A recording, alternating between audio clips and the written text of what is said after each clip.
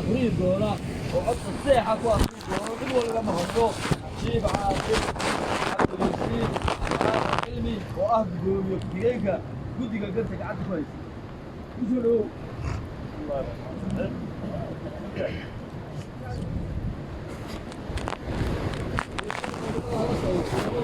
والله مرة يا بابا عبية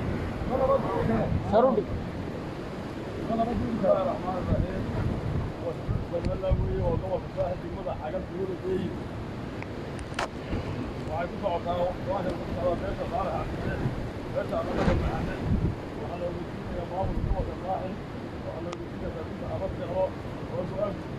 فروغات في أن هاي جدي حقا مقليش غادي كذا على كثير معان هذا مرة كرد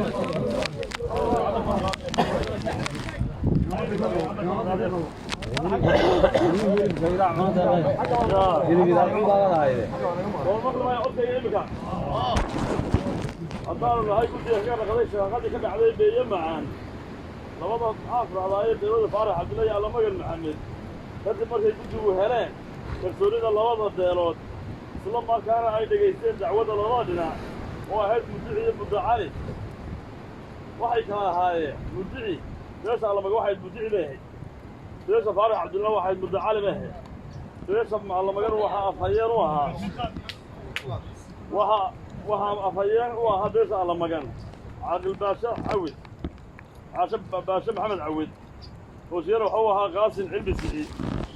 mudacalina waxay ka ahaa بس فارح عبد الله وها فيروها ياسين محمد حسين همبلي وسير وها عاقل حرس عثمان اسماعيل كدب markayna soo gaareen dacwadahoodii oo qoraal ah isla markaana ay ku dhageysatay wadadoodii waxa kale oo ay ku dhageysatay markhaatiyadii mudiciga oo ahaa 6 markhaati iyo lifaad dugsiga dowladda Soomaaliland waxa kale oo ay dhageysatay guddiga markhaatiyada mudacaliga oo aan 8 markhaati iyo dugmatiyo sida bulshada dul magacabis hayb duulo iyo kala xadeen laba degmo kadib markay isla garatay guddidu nuxurka gabta labada dhinac wixii naf u ah waa sidan mudiciga nuxurkiisu wuxuu noqday dhimashiya dhaawac b waa eraf waa e b inuu beeyo macaan dayaan ka yahay c in xabadii dhimashada iyo dhaawaca keentay ay kaga horeeyeen beesha faarax cabdille d in guriga laga gubay qaara la dumiyey nuxurka mudacaliga waxa weeyaan e waa dhimasho d waa inuu isagu iska leeyahay beeyo macaan waan allamagan la degin c inaanay kaga horeyn xabadda allamagan inaanay allamaga xabadda keentay dhimashada iyo dhaawaca uu allamagan kaga horreeye weeye adiga ahaada d in allamaga yahay xeer cune intaasaa naf noqotay iyagana okay xukunka guddiga gelaya kow geerida 5 nin waxay ka xukuntay guddidu in la bixiyo ninkiiba 100 halaad oo dhagora oo mag shareeca ah oo ragga dhintay magacoodu kala yihiin sidan faarax cabdulle waxaa ka dhintay 3 nin oo kala ah jaamac yuusuf faarax iyo cumar jaamac iyo yuusuf aadan faarax